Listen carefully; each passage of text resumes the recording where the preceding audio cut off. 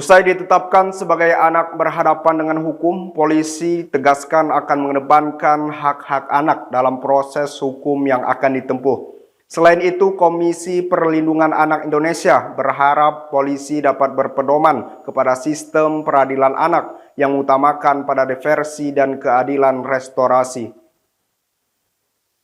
Berdasarkan hasil pemeriksaan dan dukungan dari keterangan 20 saksi, Direktorat Reserse Kriminal Umum Polda Metro Jaya mengungkapkan ada upaya melawan hukum yang dilakukan oleh seorang anak di bawah umur dalam peledakan yang terjadi di SMA Negeri 72 Jakarta pada 7 November lalu.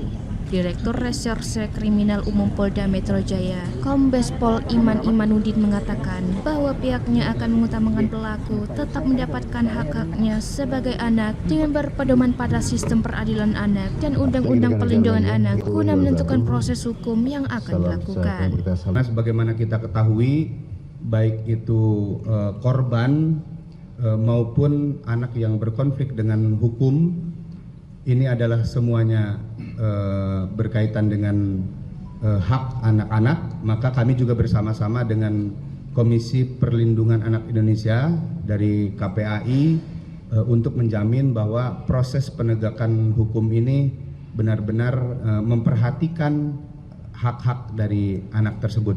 Senada dengan hal tersebut, Ketua Komisi Perlindungan Anak, Margaret Aliatul Maimunah berharap polisi dapat memperlakukan pelaku berinisial ABH dengan baik mengingat statusnya sebagai anak. KPAI juga berharap polisi dapat mengedepankan sistem peradilan anak yang mana lebih mengutamakan proses diversi dan keadilan restorasi dalam kasus ini. Mengharap bahwa dalam proses selanjutnya terkait dengan anak berhadapan dengan hukum ini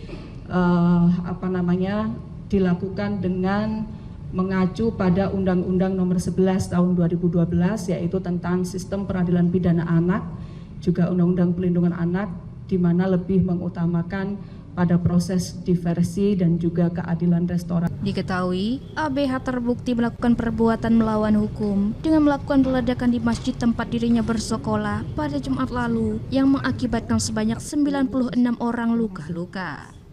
ABH terbukti membawa 7 buah bom rakitan dengan 2 metode peledakan yakni dengan remote dan sumbu. Sebanyak 4 bom berhasil meledak dan 3 bom lainnya masih berstatus aktif dan berhasil didiamkan oleh tim Segana. Dari Jakarta, Faisal Fazri, Jawa Post TV memberitakan.